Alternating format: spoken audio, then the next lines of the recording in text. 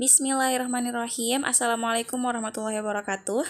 Jadi di sini kami dari kelompok 4 akan mempresentasikan materi yang kami dapatkan, yaitu teknik evaluasi. Di sini anggota kelompok kita itu ada 4 orang. Yang pertama saya sendiri, Rahmatus Sakirin, sebagai pemateri pertama sekaligus moderator. Yang kedua ada Imelda Febrianti. Yang ketiga Salsabila Hairunisa. Dan yang keempat ada Zuriatul Laila. Jadi pada kesempatan kali ini kami akan menjelaskan tentang teknik evaluasi. Nah, oke, kita masuk kepada yang kedua. Nah, di sini pada teknik evaluasi itu yang pertama di sini disebutkan itu tentang instrumen tes. Nah, yang pertama bagaimana penyusunan kisi-kisi tes. Yang pertama kita akan masuk dulu pada pengertian dari tes itu sendiri. Nah, tes itu merupakan salah satu instrumen yang digunakan untuk melakukan pengukuran apabila kita membutuhkan nilai akhir dari sebuah penilaian, atau misalnya kita ingin melakukan suatu evaluasi untuk mendapatkan sebuah nilai akhir dari sesuatu untuk diukur. Nah, di sini tes itu dia terdiri atas sejumlah pertanyaan biasanya yang memiliki jawaban yang benar atau salah, atau semua benar dan juga sebagiannya salah. Nah, kemudian tujuan dari tes itu adalah untuk mengetahui pencapaian belajar atau kompetensi yang telah dicapai peserta didik untuk bidang tertentu. Biasanya tes ini atau evaluasi yang sering biasa kita sebut pada proses belajar mengajar itu dilakukan pada akhir semester atau setelah siswa itu melakukan atau menghadapi proses pembelajaran. Jadi, seorang guru bisa mengetahui kemampuan atau batasan dari siswanya setelah melakukan evaluasi.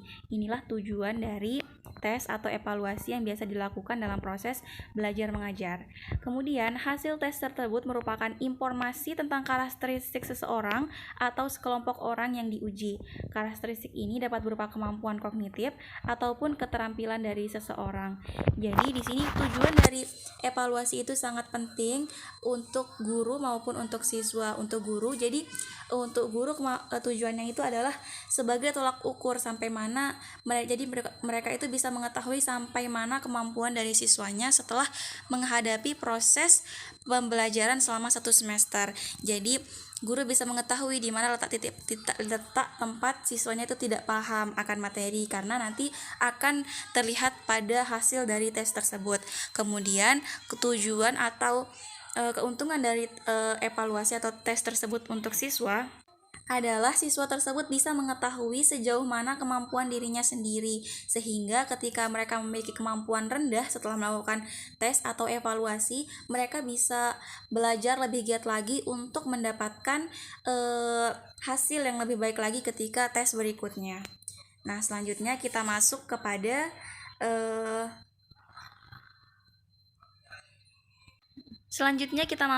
pembahasan kisi-kisi. Nah, di sini arti dari kisi-kisi itu adalah suatu format atau matriks yang memuat kriteria tentang butir-butir soal yang akan ditulis. Nah, jadi kisi-kisi ini merupakan sebagai sketsa atau gambaran dari tes yang akan dimunculkan oleh guru ketika melakukan evaluasi. Nah, apa fungsi dari kisi-kisi tersebut? Kisi-kisi ini digunakan sebagai desain atau rancangan penulisan soal yang harus diikuti oleh penulis soal. Nah, jadi tidak semata-mata seorang penguji atau seseorang yang melakukan evaluasi itu memberikan soal atau uji kompetensinya itu sesuai dengan apa yang mereka inginkan, tapi mereka juga harus memenuhi standar dari apa yang telah mereka, misalkan dalam proses belajar mengajar, dari apa yang telah guru ajarkan kepada siswa. Jadi tidak semata-mata itu apa yang dievaluasi itu adalah yang diinginkan oleh gurunya, tapi mereka juga harus memenuhi dari apa yang telah mereka ajari gitu. Nah, selanjutnya tujuan dari penyusunan kisi-kisi ini adalah agar perangkat tes yang akan disusun tidak menyimpang dari bahan atau materi serta aspek tes yang akan diukur dalam tes tersebut. Jadi siswa juga bisa mengkondisikan pelajaran apa atau materi-materi apa yang harus mereka kuasai sebelum mereka melalui tes atau evaluasi, sehingga siswa juga bisa mendapatkan hasil yang maksimal terhadap evaluasi yang diselenggarakan. Selanjutnya, komponen-komponen dalam kisi-kisi memuat beberapa hal, yaitu yang pertama standar kompetensi, yang kedua kompetensi dasar, yang ketiga uraian materi, yang keempat bahan kelas, yang kelima indikator, dan yang terakhir itu adalah adalah bobot soal. Nah, selanjutnya di sini dalam penulisan kisi-kisi ada beberapa kriteria yang harus diperhatikan. Nah, yang pertama, urgensi, yaitu kompetensi dasar atau indikator secara teoritis mutlak harus dikuasai oleh peserta didik. Jadi peserta didik tidak semata-mata seperti yang saya jelaskan pada pertama tadi, tidak semata-mata mereka itu langsung memberikan uji kompetensi. Misalkan memberikan siswa uji kompetensi yang jauh sebelum siswa itu pelajari. Jadi tidak boleh seperti itu. Harus apa yang telah siswa itu pelajari dan apa yang guru itu kuasai juga. Itu sehingga nanti pada proses pengevaluasian tes atau hasil dari tes, guru juga menguasai apa materi yang diujikan. Selanjutnya yang kedua itu adalah kontinuitas. Jadi kontinuitas itu merupakan pendalaman dari satu atau lebih kompetensi dasar atau indikator yang sudah dipelajari sebelumnya, baik dalam jenjang yang sama maupun antar jenjang. Nah, ini maksudnya adalah proses pengembangan dari apa yang telah diajarkan oleh seorang guru kepada seorang siswa. Biasanya ini dilakukan untuk bagaimana seorang siswa memecahkan masalah terhadap apa yang telah diberikan oleh gurunya. Nah, selanjutnya yang ketiga itu adalah relevansi. Di sini relevansi itu artinya kompetensi dasar atau indikator yang diperlukan untuk mempelajari atau memahami bidang studi lain. Nah, jadi tidak semata-mata siswa itu hanya mempelajari satu bidang studi dan harus fokus pada satu, tapi butuh juga kompetensi atau kemampuan pada bidang-bidang yang lain sehingga mereka bisa menjadi mahasiswa atau siswa yang multifungsi gitu. Selanjutnya yang terakhir itu adalah tentang keterpakaian, yaitu merupakan kompetensi dasar dan indikator yang memiliki nilai terapan tinggi dalam kehidupan sehari-hari. Nah, jadi mungkin itu adalah mungkin itu sekilas penjelasan saya sebagai moderator sekaligus pemateri pertama. Selanjutnya pemateri kedua akan dijelaskan oleh Imelda Febrianti. Kepadanya kami persilahkan. Terima kasih kepada Rahmatus Sakirin. Sekarang kita akan memasuki materi yaitu menentukan bentuk tes. Jadi pemilihan bentuk tes yang tepat dapat ditentukan oleh beberapa hal. Pertama yaitu oleh tujuan tes, kedua jumlah peserta tes, dan waktu yang disediakan untuk memeriksa lembar jawaban tes.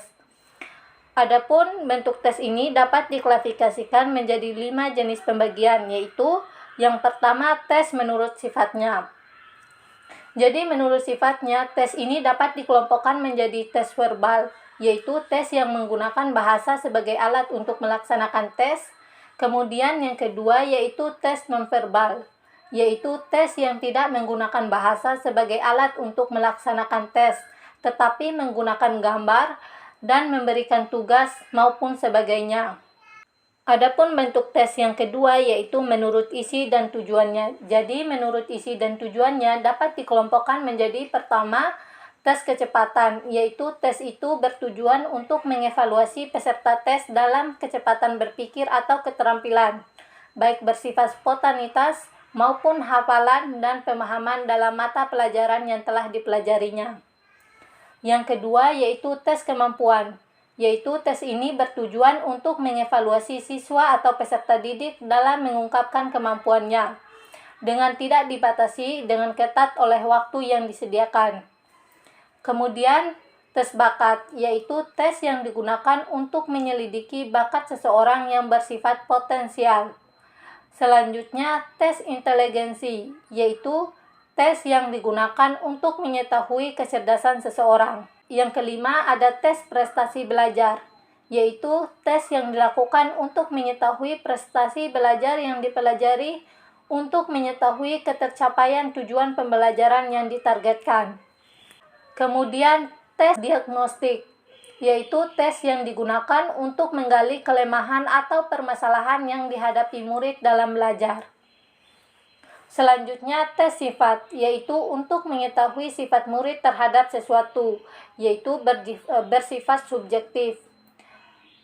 Kemudian tes minat, yaitu tes yang digunakan untuk mengetahui minat murid ataupun peserta didik terhadap hal-hal yang disukai. Kemudian tes formatif, yaitu tes yang dilakukan pada akhir pokok bahasan pembelajaran untuk mengetahui sejauh mana siswa telah mencapai pemahamannya. Kemudian yang terakhir yaitu tes sumatif, yaitu tes yang dilakukan pada akhir semester untuk mengetahui sejauh mana siswa telah mencapai pemahamannya. Kemudian bentuk tes yang ketiga yaitu tes menurut pembuatannya. Jadi menurut pembuatannya tes itu dapat dikelompokkan menjadi dua, yaitu pertama tes terstandar, yaitu tes yang dibakukan mengandung prosedur yang seragam untuk menentukan nilai dan administrasinya. Yang kedua yaitu tes buatan guru. Jadi tes buatan guru ini yaitu tes buatan guru yang cenderung difokuskan pada tujuan instruksional untuk kelas tertentu dan untuk kepentingan prestasi belajar. Bentuk tes yang keempat yaitu tes menurut bentuk soalnya. Jadi menurut bentuk soalnya, tes ini dapat dikelompokkan lagi menjadi dua, yaitu pertama tes uraian, yaitu tes yang memberikan kesempatan pada murid untuk menjawab secara bebas dengan menguraikan berdasarkan pemahamannya pada konteks materi yang diteskan. Kemudian bentuk tes ini terdiri dari pertama uraian bebas dan uraian terbatas.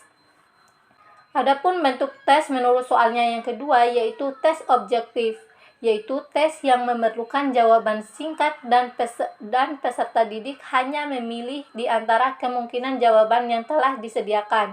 Sedangkan bentuk tes yang terakhir yaitu tes menurut objeknya. Jadi menurut objeknya, tes dapat dikelompokkan menjadi dua, yaitu pertama tes individual, yaitu suatu tes yang dalam pelaksanaannya memerlukan waktu yang cukup panjang. Yang kedua, tes kelompok, yaitu tes yang dilakukan terhadap beberapa murid dalam waktu yang bersamaan. Materi selanjutnya yaitu bentuk instrumen tes matematika. Jadi yang pertama tujuan instrumen. Nah, tujuan instrumen tes ini adalah untuk mengetahui sejauh mana pengetahuan siswa tentang pemahaman materi pembelajaran selama satu semester. Selama semester 1. Yang kedua, bentuk instrumen tes matematika yaitu jenis instrumen yang digunakan. Jadi, jenis instrumen tes yang digunakan di sini adalah bentuk pilihan ganda atau esai. Jadi, setiap soal akan mewakili indikator yang dikembangkan oleh guru sesuai dengan kompetensi inti dan kompetensi dasar yang ditetapkan oleh Kementerian Pendidikan. Selanjutnya, panjang instrumen. Jadi, waktu pengerjaan yang diberikan kepada peserta didik untuk menjawab soal ini biasanya adalah 90 menit. Kemudian kisi-kisi soal. Jadi dalam kisi-kisi soal ini terlampir menjadi tugas melengkapi dan menemukan ranah kognitif C1, C2, C3, C4, C5, dan C6.